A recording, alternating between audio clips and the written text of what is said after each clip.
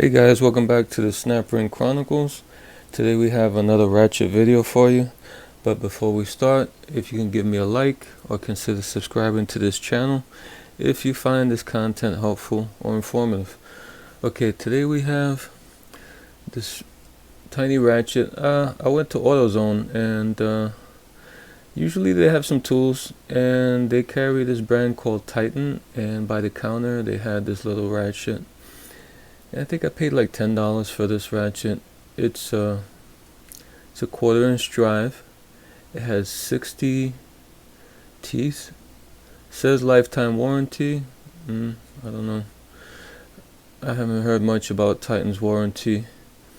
And it says overall length is 3.5 inches for this Ratchet, and the item number is 11204.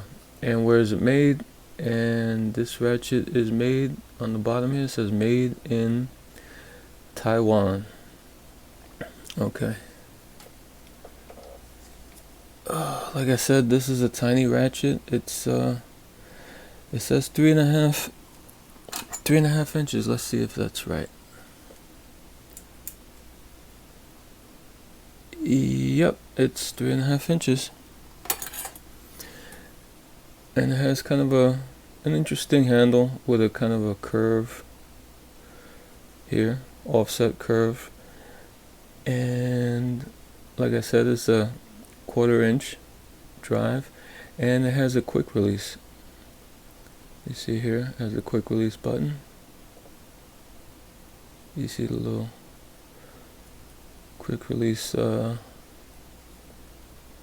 peg there coming out, and the ball going in. And if we see when we ratchet, you can see that the switch is also ratcheting, so that means that there's kind of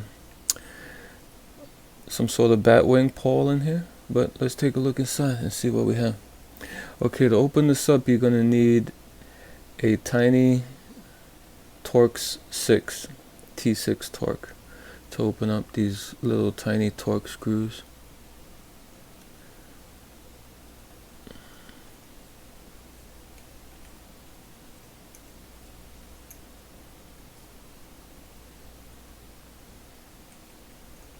There's one, and here's the other. These are real tiny, so be careful with these, you don't lose them. I don't see any Loctite on them, so that's just how they come. These are tiny little heads on them. You don't want to over torque these. Okay, you just pull up on the anvil.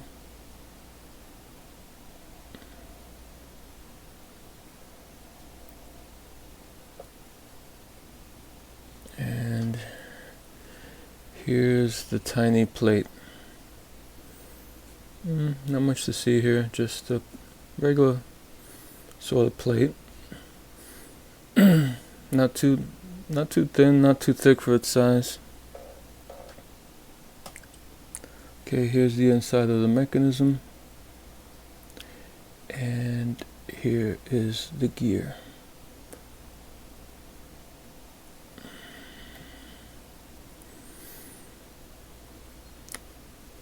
These are the teeth on the gear, like it says. It says there's 60 teeth.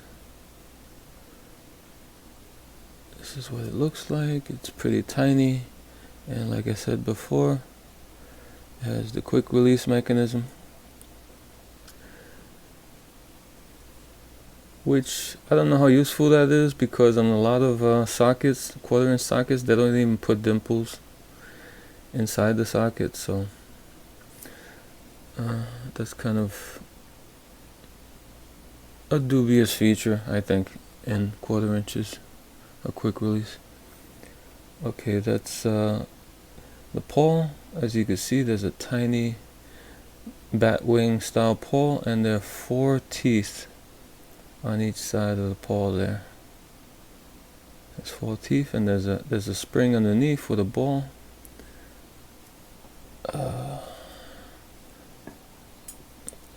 Be careful with that ball, it's under tension.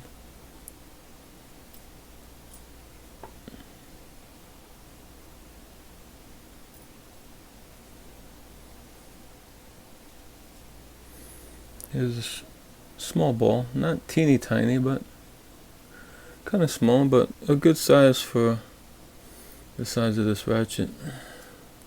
And here's the tiny pawl. Here's the front of the pawl, and in the back it has the hole for an oval shaped hole for the switch. The switch protrusion to fit in there.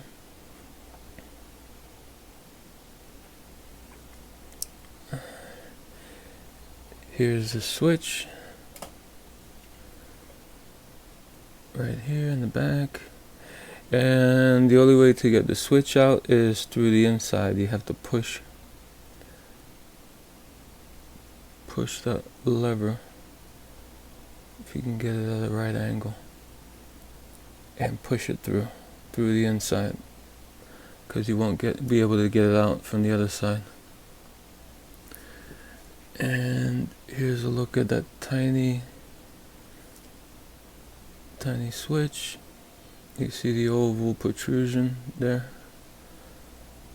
to lock into the pawl.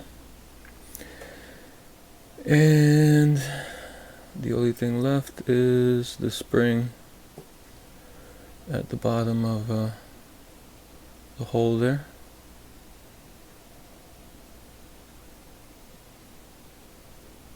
That's that. And here's a look inside the head, the housing for the mechanism. It's pretty nice, not too bad. I mean, they chromed the whole thing inside and out, but looks pretty clean. The only thing that bothers me is that if you look inside the hole for the spring there at the bottom, see if you can focus into this. See, there's a little bit of rust in there. There's a little bit of rust in that hole right there. Which, oh, and another thing, this whole mechanism, all the parts are bone dry. They didn't put any lubricant at all in this. Not a drop of lubricant, and that's probably why that hole is oxidized. So to get this back together, you just take your spring and you drop that in the hole.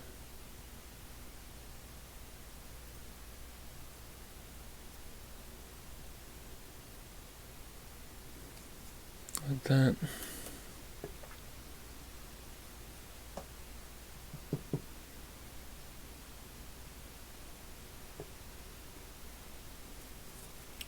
Try to get that in better. Okay. Now you take your switch, your tiny switch. Remember, you have to stick the lever in through the inside.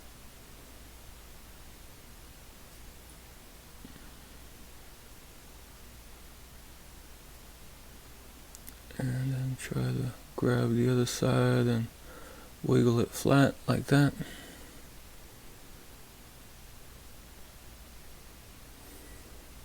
Okay, now the tricky part, you take the little ball, you drop it in it, and there, drop it in there in the hole like that. Okay. Now remember, that's an oval shaped protrusion on the switch. So I kind of cock it to the side a little bit like that. And then I take the pawl, get that back in the hole there. Take the pawl sideways like this and drop it in. Well, not like that, but oh boy, try to drop that in. Okay. Alright, so the switch was able to click in to the pawl, and the ball is in the right position underneath the pawl. Okay, now you take your gear and you drop that in like that, and this is how it looks when it's ratcheting.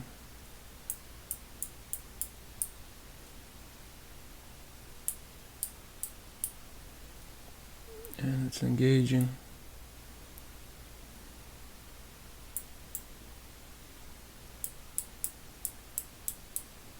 Has 4 teeth, like I said before, in the engagement. And you take your little plate and you drop that in, and you get that flat. You take your little tiny screw and you put that in the hole. Take your T6. Oops. Maybe I should just, this is all magnetized, so I should just put it on the screw.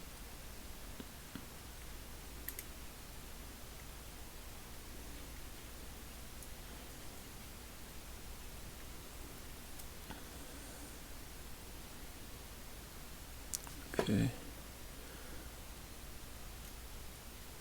It's already magnetized, so